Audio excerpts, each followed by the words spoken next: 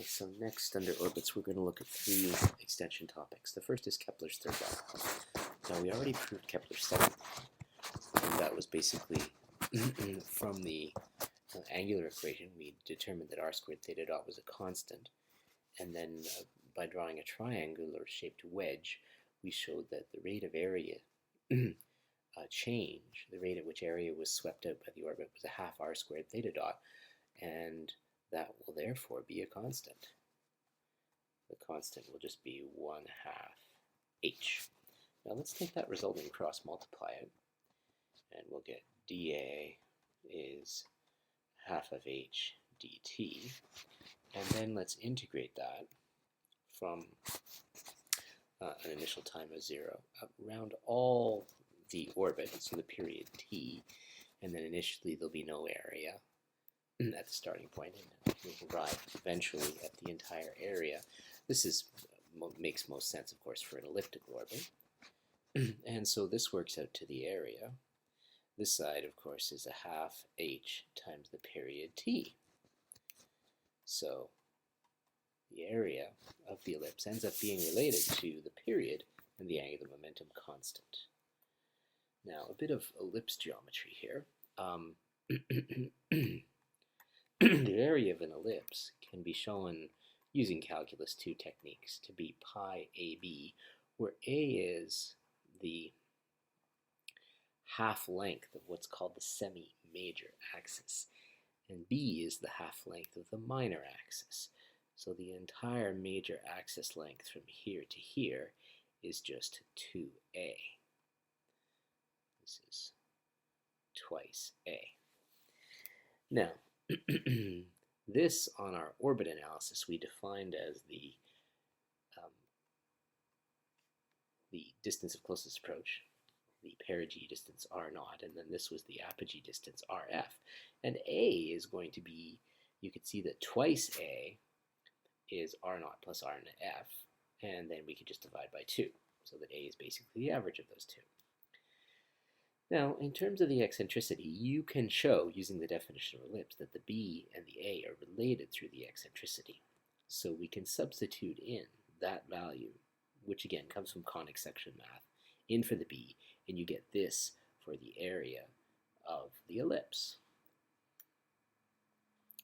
Now we're going to substitute that into our previous relation for the period. So we'll get 2 over h times, and then substituting for the area, pi a squared root of 1 minus epsilon squared. So this is pi ab. There we go. So you put, for b, you put a times the square root. When you put in a times the square root, you get a squared times the square root. So that's where we are right now. Now we're going to square both sides. So period squared is 4 pi squared over h squared times a to the 4th times 1 minus epsilon squared. Now, we're going to use the definition, or rather the solution to the differential equation for the orbit as a function of theta, the eccentricity definition, and the definition of B to show this result here. The way that we're going to do that is we're going to take the at the perigee, that's going to be at an angle of 0, and the cos of 0 is just 1. So this is A plus B, but then A is epsilon times B, and then of course you can factor out the B, and you arrive at this result. Then for the apogee, that occurs at an angle of pi, so putting pi in there you get -1. You put in that A is epsilon B, and we get B times 1 minus epsilon. So if we take the reciprocals of those, r naught plus rf, then it'll be the reciprocal of this, so it's 1 over B, 1 over epsilon plus 1, and this will be 1 over B, 1 over 1 minus epsilon. and then I'll just factor out the 1 over b. I'll put these two over a common denominator, which will be 1 minus epsilon, 1 plus epsilon, or 1 minus epsilon squared, and it'll be 1 minus epsilon, 1 plus epsilon, it'll be 2. Now, cross-multiplying, we arrive at this result right here. Oh, I suppose we need to cross-multiply down the 2. I just need a bit more room here. R naught plus Rf over 2. That, of course, is the A constant, and I've just shown that that's 1 over b times 1 over 1 minus epsilon squared, which proves this result right here. So the reason I need that is I want to argue that A times 1 minus epsilon squared is reciprocal b. So what I'll do there is write the a to the fourth as a cubed, and then I'll have a times 1 minus epsilon squared. And we've just shown through our algebra that a times 1 minus epsilon squared, this thing is reciprocal b.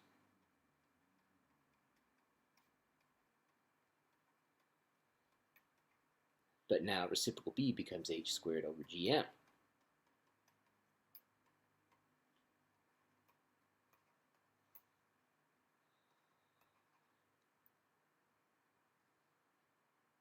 And now,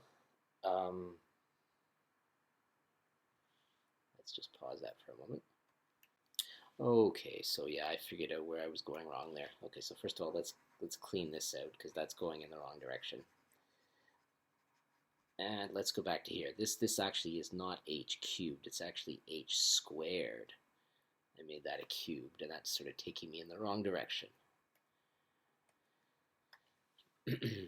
Because, of course, up here it was over h squared. So I just got carried away writing a cubed. So this is h squared.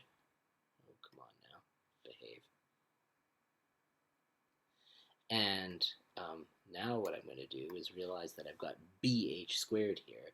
And bh squared I can replace with gm.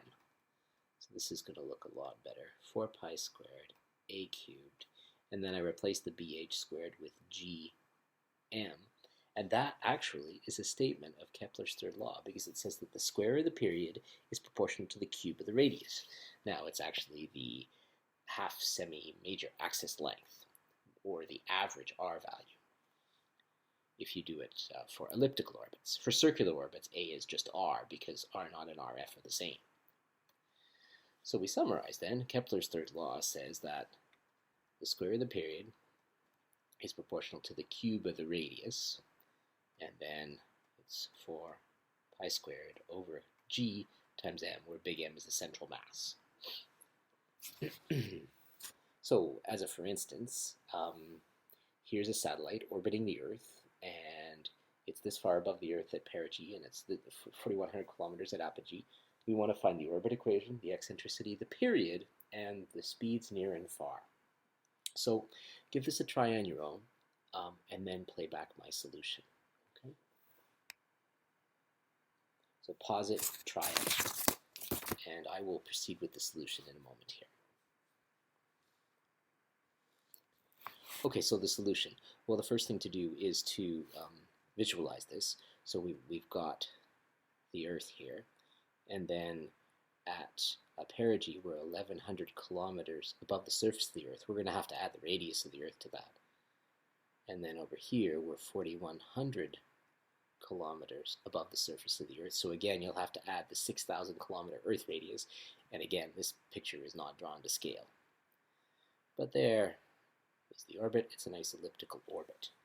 So the distance of closest approach to Perigee is going to be 1,100 plus 6,380 is going to be 7,480 kilometers, and we'll have to convert that to meters.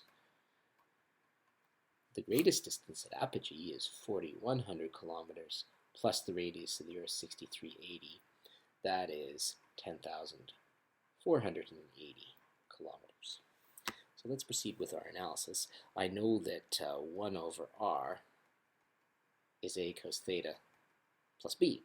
So at an angle of 0, here at Perigee, it's going to be 1 over r naught is a times the cos of 0, which is 1 plus b, 1 over RF, this is following what we did on the other page, at apogee, the angle is pi, and the cos of pi is -1. So if I add those two together, the a and minus a disappear, and I get twice b, and I then have to divide by 2, and it's just going to be 1 over r naught plus 1 over rf for the b constant. And so that works out to 1.1455 times 10 to the -7, and this will be in units of reciprocal meters. So I put in these two distances converted to meters. I added an extra 3 powers of 10 there. Okay, then to solve for a, I'm just going to take the b over, and it'll be 1 over r naught minus b. And for the a constant, that works out to 1.9135 times 10 to the -8 reciprocal meters. So I now have the equation for the orbit. It's a cos theta, so 1.913. I'll put the times 10 to the -8 out here. Cos theta plus b at 10 to the -8 power. This is going to be, whoops, what am I doing there? I want to write plus b. I want to write the number in there. Here we go. So it'll be 11.455 times 10 to the -8. So that's the equation for the orbit. Now, we're also asked to find the period. So the period, we'll just take Kepler's third law. Period squared is 4 pi squared over gm times the cube of the semi-major axis, half semi-major axis length, and then we got to take the square root to get the period. Little a, not big A, but little a, remember, is just the average of apogee and perigee, and that works out to 8980 kilometers. Again, you got to multiply by 1,000 to convert it into meters. Big M is the mass of the Earth, 5.98 times 10 to the 24, and G is the gravitational constant, 6.67 times 10 to the -11. When you put all those values in, this should be 8494.5 seconds, or about 2.4 hours for the period. The next thing we're asked to find is the speed at apogee and perigee. Well, to do that, we know the b constant is related to the angular momentum constant, so this will be root of gm over b. So you put in the b constant, the mass of the Earth, and the gravitational field, and you get for your angular momentum constant 5.90 times 10 to the 10, but then the angular momentum constant is rv at apogee and rv at perigee, and then you can solve for those two speeds, and we get 7889 meters per second, and then we get 5630 meters per second. Although we weren't asked to, we can also find the eccentricity, and that works out to be 0.167, so this is slightly elliptical. So that's a Kepler's third law problem. Next, let's talk about the total mechanical energy in orbit. This will be the sum of kinetic and potential, half mv squared, and the potential energy is negative gmm over r. Now the speed in general will have radial and angular components, and those two are perpendicular to each other. So at a given location, this might be the radial speed, and this might be the angular speed. And v, of course, is the resultant of those two. So you can see that its magnitude then, which we're going to substitute in there, is going to be r dot squared,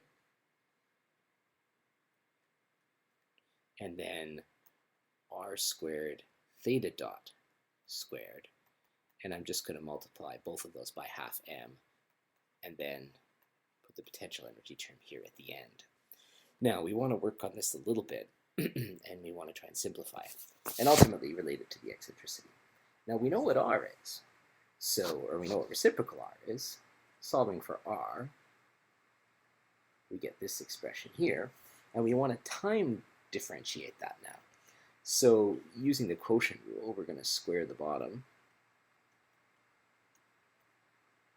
and then we're going to multiply by the derivative of bar. Now, with a minus sign. And the derivative of this is going to be a sine theta, but then because we're doing a d dt, we have to multiply by d theta dt for theta dot. Now, of course, this is simply r, because r is the reciprocal of a equals theta plus b. So this is actually r squared times minus a sine theta theta dot. So r is 1 over a cos theta plus b. This is 1 over a cos theta plus b all squared. But remember that r squared theta dot was an angular momentum constant. So I see r squared theta dot there.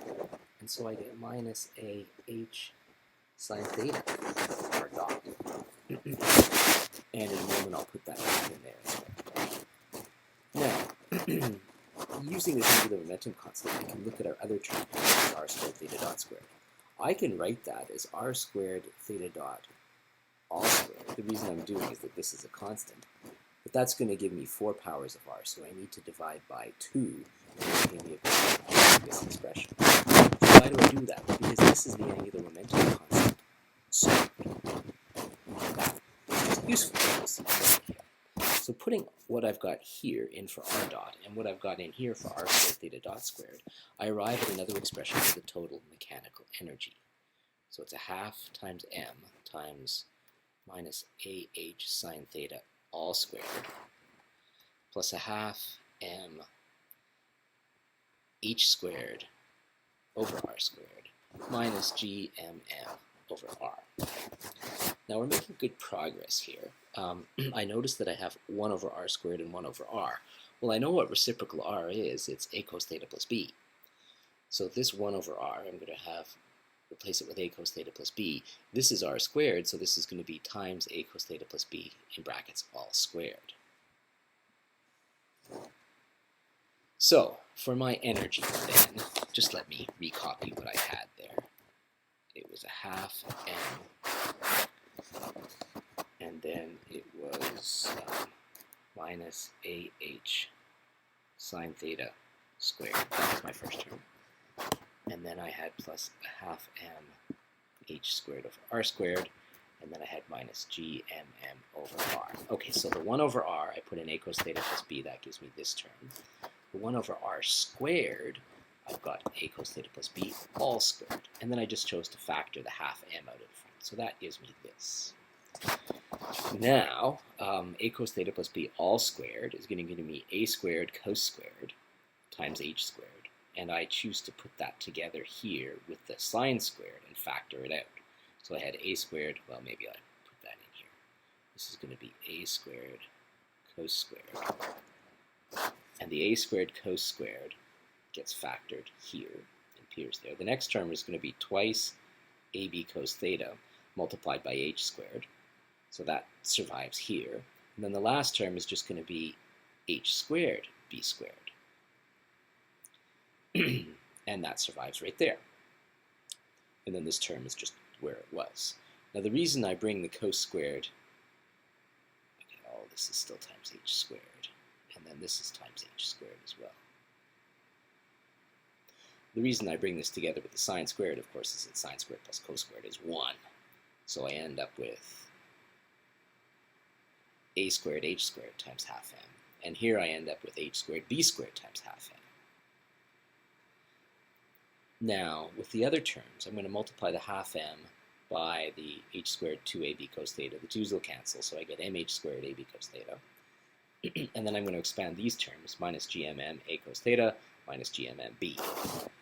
But remember what the b constant was, so that gm is h squared times b.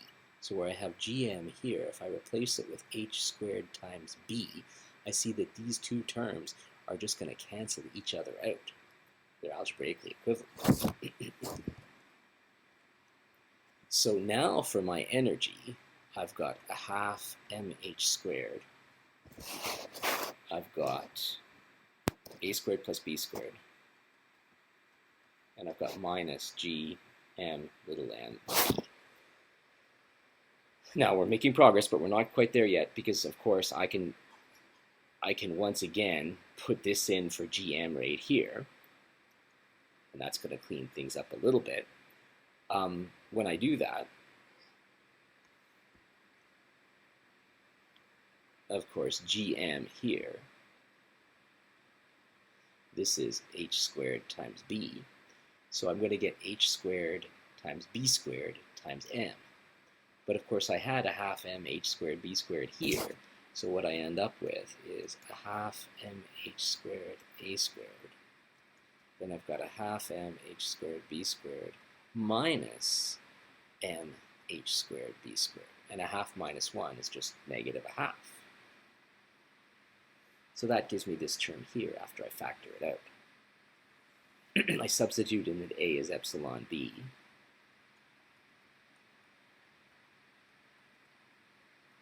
And then I factor out the b, squared rather. But of course, b is gm over h squared. So then I square that.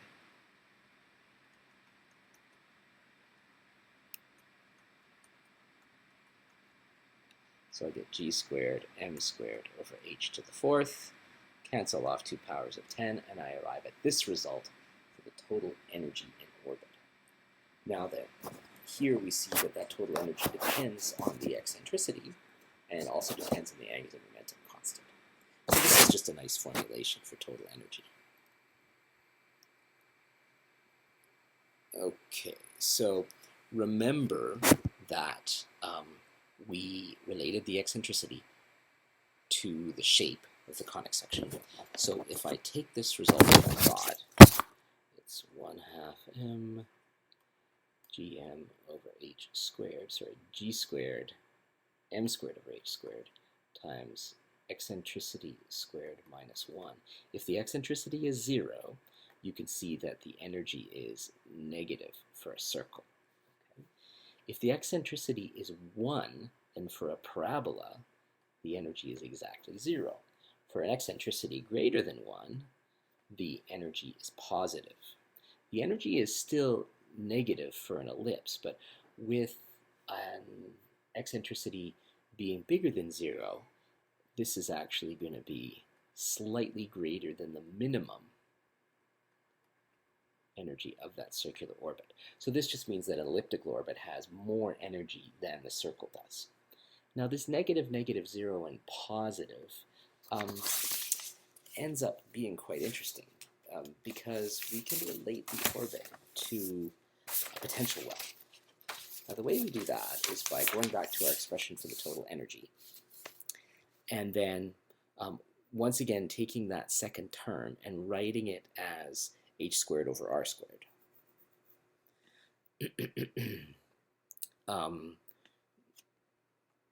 I guess we'll just go through the algebra here again. So if you square this over r squared, then you get exactly r squared theta dot squared, as we showed earlier. So I can replace the r squared theta dot squared with h squared over r squared. Okay, and so now this is kind of like a kinetic energy in the variable r. And I'll put that in quotes because obviously the real kinetic energy includes an angular term as well.